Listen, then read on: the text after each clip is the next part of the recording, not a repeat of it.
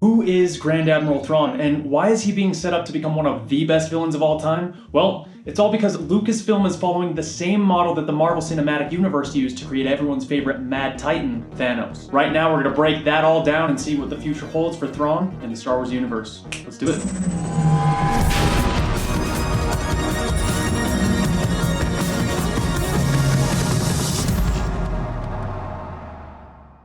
A hero is only as good as their villain. That's what makes a really compelling story. It's the struggle between protagonist and antagonist. It's why we love characters like Batman and the Joker, Harry Potter and Voldemort, or Frodo and Sauron, or Jon Snow and the Night King.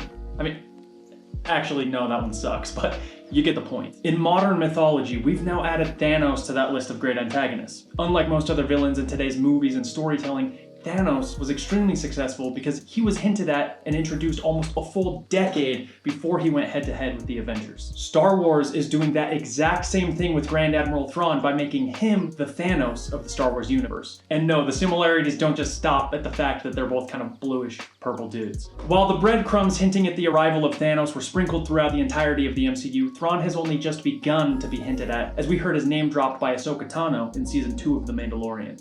Where is Grand Admiral Thrawn? And yes, I know that Thrawn has appeared in some episodes of the animated series Rebels, as well as plenty of his own books, but to casual fans and those who don't read the novels, that name drop was the very first time they'd ever even heard of the guy. I can't tell you how many people came up to me at work the next day and were like, who is Thrawn? There was only one person who even knew who Thrawn was, and that's because they had read the old Thrawn trilogy from the 90s. Hit that like button if you're a fan of the EU and even know what I'm talking about. For those fans who don't read the books, Disney has announced a whole slew of upcoming Star Wars TV shows and content, and they've even gone as far as to say that those stories will build to a giant, interconnected crossover event. Yeah, that sounds exactly like the MCU. And you know what?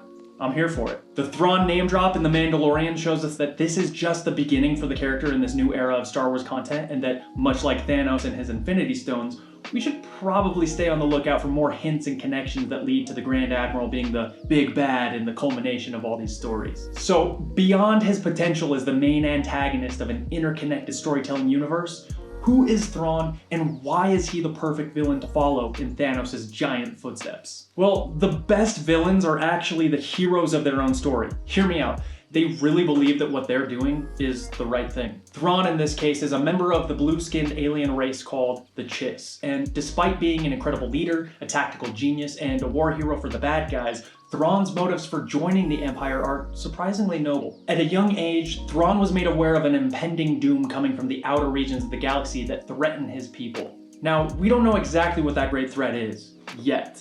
But Thrawn knew that his people would need help in the future to survive that threat, so he worked hard to move up through the ranks and become a leader in the Empire.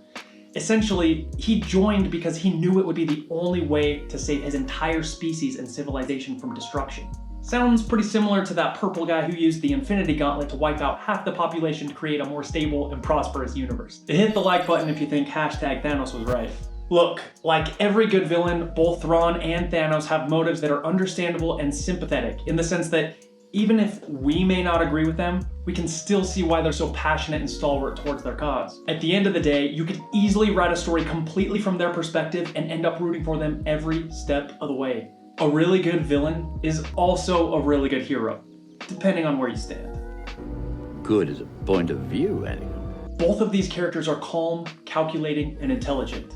We watched Thanos over 10 years as he slowly tried to gather the Infinity Stones and other villains to his cause before eventually deciding, I'll do it myself. Similarly, Thrawn is constantly gathering resources, strength, and studying his enemies meticulously. He knows when to attack, and he knows when to sit back in the shadows and wait for the perfect time to strike.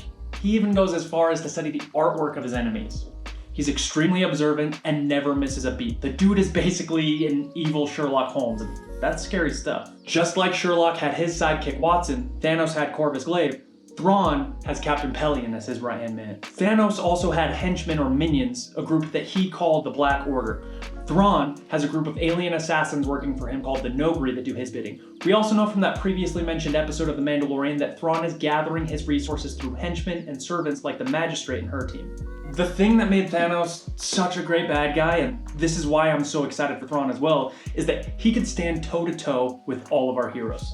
He had all the strength and power in his Infinity Gauntlet to overpower the Avengers and counter every single one of their abilities. In the exact same way, Thrawn can stand against the best military tacticians and fleets in Star Wars with his superior intellect and tactical knowledge. But Thrawn even takes it a step further. He can also go against a Force-wielding Jedi because he's discovered these creatures called Islamari. Islamari cancel out the special abilities of a Force user when they're nearby, essentially making them a normal person like you and me. It's like kryptonite for Jedi. Needless to say, Thrawn is a heavy contender for the best villain in the Star Wars universe, and with all of the new Star Wars content coming out, he's got the potential to even surpass the Emperor. The mystery and myth of Thanos was built up over 10 years of MCU content. That suspense just grew and grew, which created so much hype and fun speculation around Infinity War and Endgame. So much so that both films sit in the list of the top 5 highest grossing movies of all time. It's a no-brainer that Lucasfilm would want to follow suit. Thrawn is the perfect villain for them to use as the looming evil shadow that hangs over our Star Wars heroes for the next few years, and let me tell you, I'm here for it. So if you're excited to follow the breadcrumbs and setup for Thrawn that's sure to come as we learn more and more about the future stories of Star Wars, subscribe down below and hit the notification button so that you don't miss the next videos when they drop every single week. Thanks so much for watching. See you around, kids.